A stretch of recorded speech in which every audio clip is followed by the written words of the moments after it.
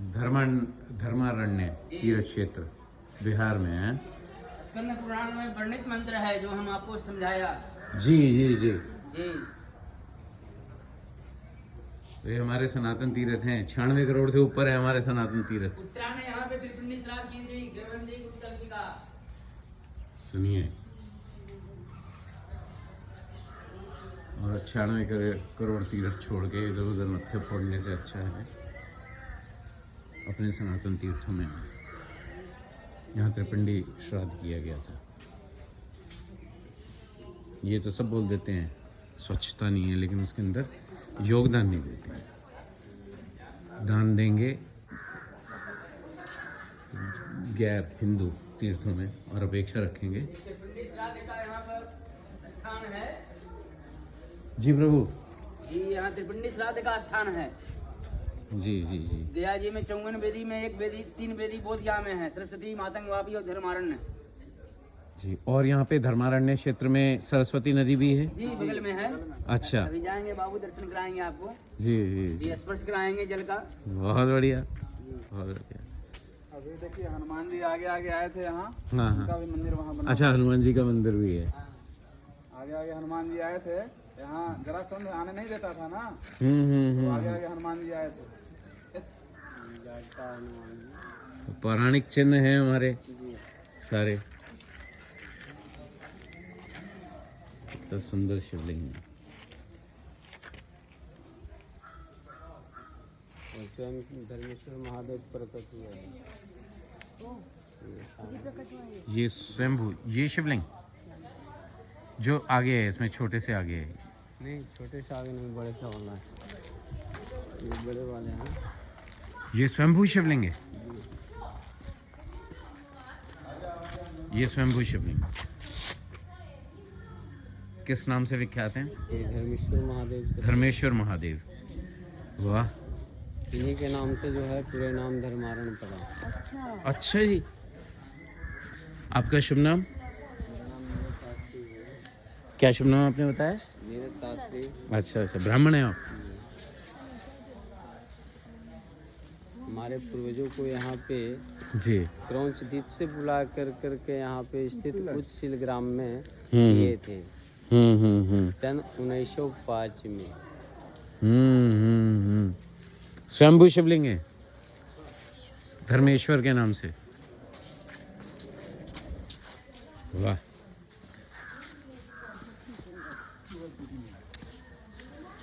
कितना रमणीक क्षेत्र है, कितना सुंदर क्षेत्र है।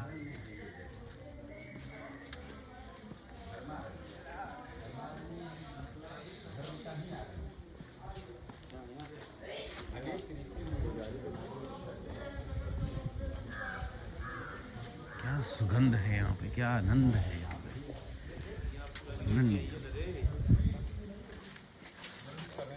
हाँ हाँ, जय श्री राधे। आपका शुभ नाम? मेरा नाम राधा वल्लभ शरण पांडे। अरे वाह, यहाँ के?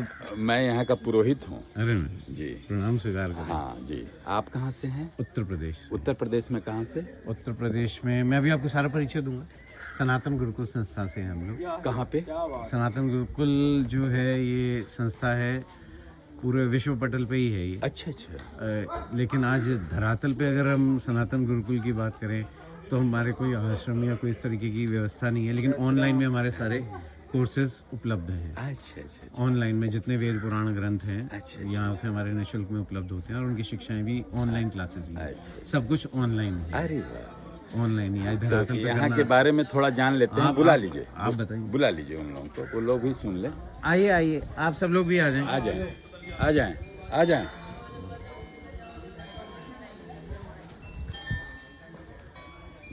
तो पांडे जी, बहुत रमणीक स्थान है। बहुत रमणीक स्थान है ये स्थान। अभी थोड़ा वर्णन करने दीजिए। जी मेरे इस स्थान का नाम है धर्मारण्य। ये धर्म का ही आरण्य है। हमारे सनातन धर्म में सप्त आरण्य, सप्त नदियां, सप्त ऋषि, सप्त पुरी ये प्रसिद्ध हैं। सप्त आरण्य में प्रथम 3 आरण्य पुण्य के आरण्य हैं। प्रथम पुष्करण, पुष्कर राजस्थान, दूसरा नैमिषारण्य लखनऊ सीतापुर का क्षेत्र, और तीसरा ये धर्मारण्य है। इसका धर्मारण्य नाम क्यों पड़ा? जब किसी की भी चेतना दंड की बात करती है तो वही व्यक्ति उसके लिए यमराज हो जाता है, और जब चेतना धर्म की बात करती है तो वही व्यक्ति उसके लिए धर्मराज भी हो जाता है। यानी धर्मराज और यमराज एक ही हैं। वो यहाँ तपस्या कर रहे थे विशेष रूप महादेव को प्रकट करने के लिए। तो इंद्र को पता चला कि पता नहीं किसके पद को प्राप्त करने के लिए धर्मराज भूलोक पर तपस्या कर रहे हैं। उसने अपने सारे अप्सराओं को भेजा कि जाओ उन्हें बाधा पहुंचाओ। आते ही धर्मराज बोले कि आप लौट जाओ, मैं किसी के पद के लिए तपस्या नहीं कर रहा हूँ, मैं तो महादेव को प्रकट करने के लिए कर रहा हूँ। उन्होंने प्रकट किया। महादेव बोले वर मांग। बोले आपका दिया हुआ इतना ऊंचा पद है धर्मराज का, यमराज का, अब इससे ऊंचा पद हमें नहीं चाहिए, लेकिन इस क्षेत्र का नाम मेरे नाम से विख्यात हो। तो उस धर्मराज के नाम से ये धर्मारण्य हुआ, और इसका विस्तार 2 योजन का हो। 2 योजन आज के माप में लगभग 8 कोस होते हैं। लगभग 16 वर्ग मील में ये धर्मारण्य क्षेत्र फैला हुआ है। इसी में गया का पंचकोसी तीर्थ आता है, जिसमें तर्पण और पिंडदान का महत्व आया है। बहुत सुंदर। इसी धर्मारण्य क्षेत्र में गयासुर रहा करते थे। गया जी है ना, ये पूरा कोलाहल पर्वतों से घिरी हुई है। इन्हीं पर्वतों पर गयासुर अपनी तपस्या करते करते अपने शरीर को इतना पवित्र बना लिया था कि उसके स्पर्श और दर्शन मात्र से ही लोग बैकुंठ चला जाया करते थे या बैकुंठ के भागी बन जाते थे। वहां भी पाप पुण्य का फैसला नहीं हो रहा था, सभी जा रहे थे। तो तीनों देवों ने मंत्रणा की। तो ब्रह्मा जी ने कहा कि ठीक है, मैं भूलोक पर जाता हूँ, कहता हूँ गयासुर तुम्हारा शरीर अति पवित्र है, ये शरीर देवताओं की यज्ञ करने के लिए दे दो। वो अति प्रसन्न हुआ। उसका शरीर था 5 कोस का, और उसका जो वक्षस्थल है अभी वर्तमान में विष्णुपाद है गया जी में। उसके वक्षस्थल पर यज्ञ होता था, बार बार विघ्न कर देता था। बोला जब तक नारायण का चरण मेरे वक्षस्थल पर नहीं आएगी तब तक मैं शांत नहीं रहूंगा। वही भगवान विष्णु गदाधर रूप में प्रकट हुए, शंखचक्र पद्म और गदा लेकर, और उसके वक्षस्थल पर एक धर्मशिला रखकर अपने एक दाहिने पैर से दबाए हैं, आस्तों को दबे हुए हैं। उस समय नारायण बोले कि वर मांग। बोले आज से तो स्पर्श और दर्शन खत्म ही हो जाएंगे, लेकिन जो भी लोग आए अपने पितरों के प्रति, अपने पूर्वजों के प्रति इस 5 कोस के क्षेत्र में एक भी पिंड गिरा भी दें, इस माध्यम से अब लोग मोक्ष जाने की कामना करें। गया जी में जितने लोग आ रहे हैं पिंड दान कर रहे हैं, किसी का मोक्ष नहीं है क्या? कामना है। मोक्ष और सफलता तो वहां से मिलेगी। तब से यह गया पिंडदान की पद्धति चली आ रही है। अब आइए त्रेता में राम ने जो लंका पर विजय प्राप्त किए, रावण तो ब्राह्मण थे, सारे उसके वंशज, प्रवृत्त राक्षस की थी, ब्रह्म राक्षस हुए। विजय प्राप्त करके लौट के अयोध्या में जाकर राज्याभिषेक हुआ। फिर अपने कुल पुरोहित गुरु वशिष्ठ से पूछते हैं, राम प्रभु मैं जो हूँ सो हूँ, केवल और केवल आप जानते हो कि मैं कौन हूँ, मेरे माता पिता भी नहीं जानते कि मैं कौन हूँ, लेकिन नर रूप में हूँ और इस भूलोक पर हूँ। मैंने वहाँ रावण सहित सारे ब्रह्म राक्षसों को मारा है, ये तो सूर्यवंश में कलंक हो जाएगा, इसका निवारण का उपाय बताएं। तो गुरु वशिष्ठ बोले, राम तुम अपनी तीनों माताओं के साथ केवल धर्मारण्य की यात्रा कर लो, यहाँ आने मात्र से ही सारे दोष पाप प्रायश्चित दूर हो जाते हैं। अगर कर्म कांड कर लिया गया, जैसे पिंडदान कर ली गई, तो ये और दिव्य हो जाता है। इस स्थान का वायु पुराण में वर्णन आया है, धर्मारण्य तत् धर्मो यस्मादज्ञ मकार्यत गच्छताम ब्रह्मलोकाप्ति भरवत्ते वही नारद। सूत जी ने नारद जी से कहा है कि धर्मारण्य वो जगह है, यहाँ आने मात्र से ही पितरों को ब्रह्मलोक की प्राप्ति हो जाती है। तो त्रेता में राम आए। अब आइए द्वापर में भी एक कुरुक्षेत्र का प्रसंग है। दोनों तरफ सेनाएं खड़ी हैं।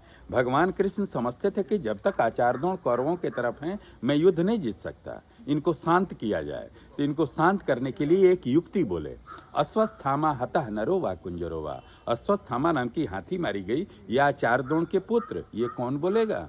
भगवान कृष्ण बोले, ये धर्मराज हैं, युधिष्ठिर हैं, सत्य के प्रतीक हैं, यही बोलेंगे तब दोनों तरफ की सेनाएं मान जाएंगी। कृष्ण कह रहे हैं मैं भी अभी बोलूंगा, कोई नहीं मानने वाला।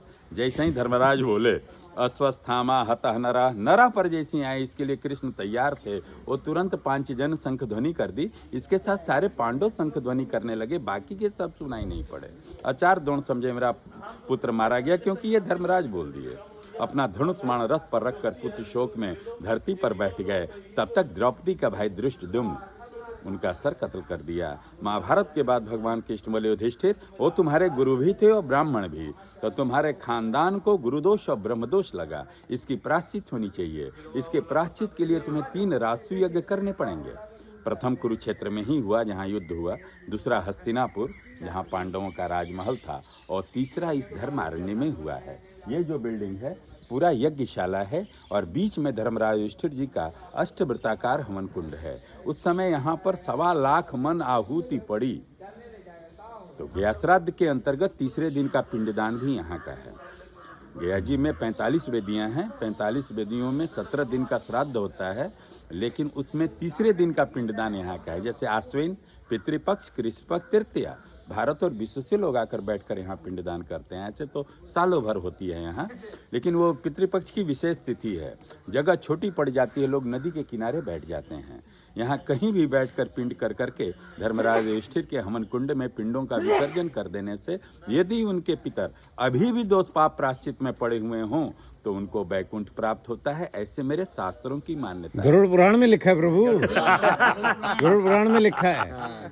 ये जो आप बता रहे गरुड़ पुराण में लिखा है। लोग भय करते हैं गरुड़ पुराण नहीं पढ़ना, ठीक ठीक ठीक, क्यों नहीं पढ़ना? गरुड़ पुराण में लिखा वही है। तो शास्त्रों की मान्यता है। बिल्कुल सही कह रहे हैं। अश्वत्थामा जिंदा था, मारी गई थी। हाँ थी, ये सोचा ये लोग मेरे पिता को छल से मार दिए, मैं भी इस पृथ्वी से क्षत्रिय वंश का ही नाश कर दूंगा। उसके पास ब्रह्मास्त्र था। उस समय अभिमन्यु की पत्नी उत्तरा के गर्भ में राजा परीक्षित आ चुके थे। ब्रह्मास्त्र चला देता है अश्वत्थामा। अब कृष्ण देखे कि ये तो ब्रह्मास्त्र चल दिया, अब अर्जुन को भी बोले तुम भी अपना ब्रह्मास्त्र छोड़ो। दोनों ब्रह्मास्त्र चल चुके, अब लगा कि पृथ्वी ही नहीं रहेगी। लेकिन भगवान कृष्ण महर्षि वेदव्यास को ध्यान किए, वो उपस्थित हुए, दोनों ब्रह्मास्त्र को रोक लिए। अर्जुन को आचार दंड छोड़ने और लौटाने की भी शिक्षा दी थी, लेकिन अपने पुत्र अश्वत्थामा को केवल छोड़ने की दी थी। वो तो लौटा लिए कहने पर, लेकिन ये सीधे उत्तरा के गर्भ में मोड़ दिए। ब्रह्मास्त्र लगते ही राजा परीक्षित तो गर्भ में ही तमाम हो गए। लेकिन उस समय भगवान कृष्ण हस्तिनापुर में ही उपस्थित थे। दौड़ी हुई आई उत्तरा राजमहल से कही कि प्रभु मेरे गर्भ में आग लगी हुई है, घोर पीड़ा हो रही है, इसे आप देखो। वो तो समझ गए ये तो ब्रह्मास्त्र लग गया। भगवान किसी के गर्भ से पैदा नहीं लिए, न कौशल्या के गर्भ से राम, न देवकी के गर्भ से कृष्ण, न महामाया देवी के गर्भ से ये सिद्धार्थ गौतम। ये लोग प्रकट हुए हैं, लेकिन उत्तरा के गर्भ को बचाने के लिए भगवान को गर्भ में प्रवेश करना पड़ा। गर्भ को पुनर्जीवित किए, अंगूठे में राजा परीक्षित को दर्शन दे दिए, मैं आ गया हूँ, अब तुम्हें कुछ नहीं होगा। 9 महीने तक चक्र सुदर्शन कृष्ण का उस गर्भ की रक्षा करता रहा। समय से राजा परीक्षित का जन्म हुआ और लगभग कलयुग का आरंभ हो गया।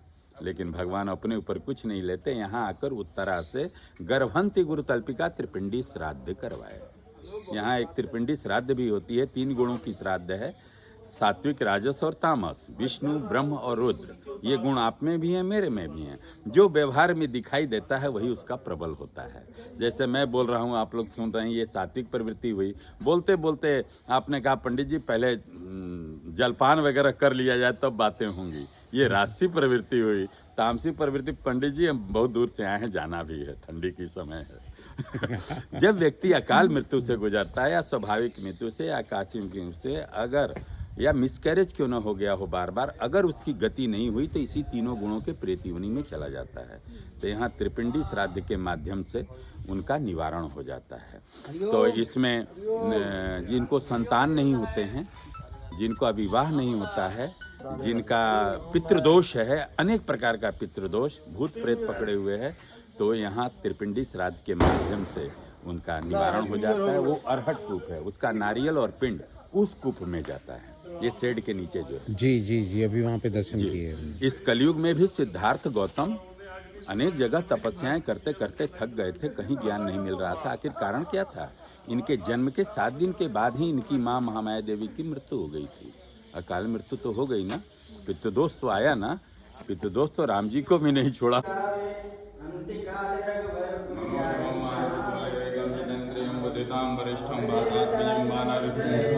श्री राम दूतम शरणम प्रपद्ये।